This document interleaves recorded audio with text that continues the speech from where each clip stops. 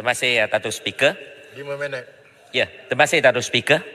Berkenaan dengan kumpulan wang COVID-19, kita sekian maklum bahawa ia ditubuhkan dengan rang undang-undang pertama dia pada September 2020 dengan suatu siling sebanyak 45 bilion ringgit ditetapkan.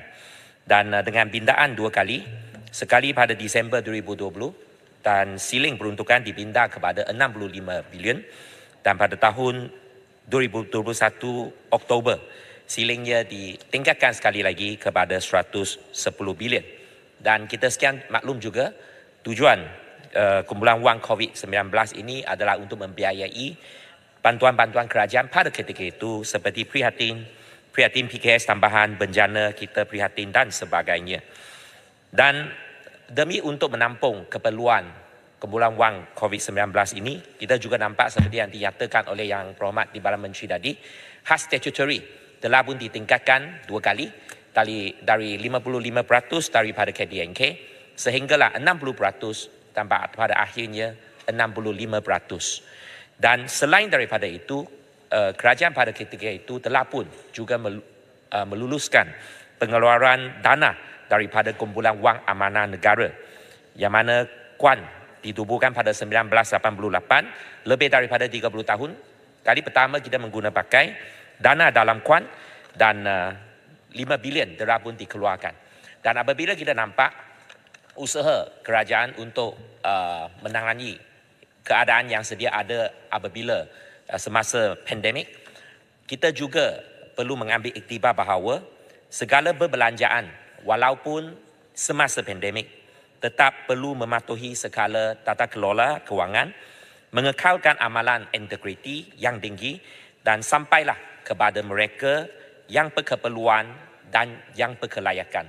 Kita nampak apabila kita berada pada zaman pandemik COVID, ada yang hilang nyawa, ada yang ahli keluarga hilang nyawa, ada yang hilang pendapatan, ada yang hilang pekerjaan. Dan inilah kenapa pada masa itu juga kita nak pastikan bahawa setiap 1 sen yang diperuntukkan oleh kerajaan itu adalah dibelanjakan dengan berhemah. Dan dalam pada itu, kita nampak Jawatankuasa Kira-kira Wang Negara pada bengkak lepas dan bengkak ini telah pun memetik 3 tajuk, iaitu nombor 1 berkenaan dengan perolehan vaksin, nombor 2 berkenaan dengan perolehan aplikasi MySejahtera, dan nombor 3 berkenaan dengan pengurusan wabak COVID-19 untuk vaksin luput hayat, perolehan ventilator dan PPE dan sebagainya yang dibentangkan dalam sesi ini. Dan ini jelas menunjukkan bahawa betapa pentingnya kita hendak memastikan bahawa perbelanjaan yang dibelanjakan itu adalah tepat, adalah tidak melibatkan apa-apa salah guna kuasa. Dan di sini saya ingin memberikan 3 cadangan kepada pihak kerajaan. Apabila kita berbincang dan berbahas berkenaan dengan isu di hadapan kita pada hari ini, itu juga bermaksud bahawa kita telah pun menandakan satu noktah ke atas kumpulan wang COVID-19 yang diperkenalkan akibat daripada pandemik COVID.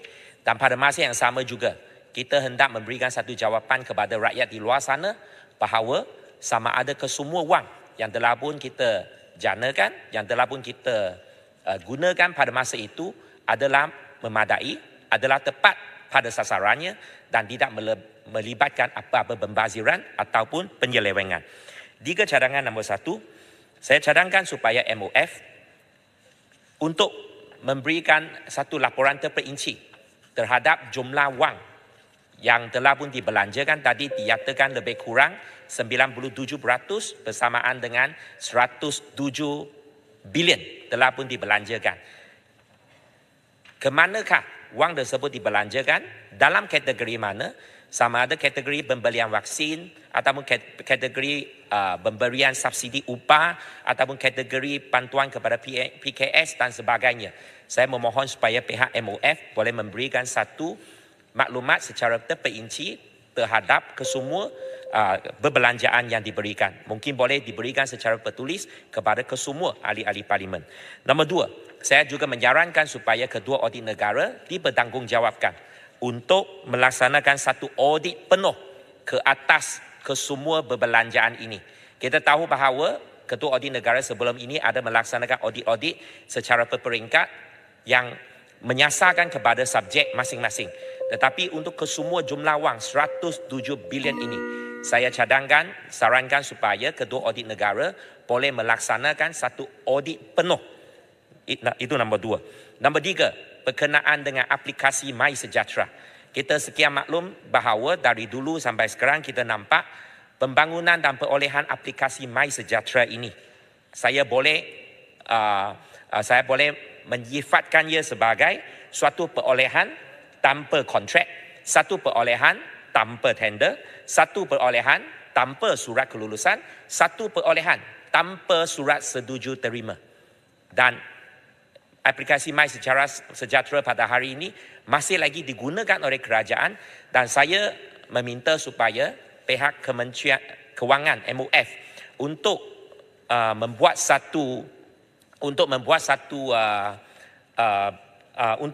untuk memberikan satu jawapan berkenaan dengan apakah status terkini perolehan aplikasi MySejahtera ini.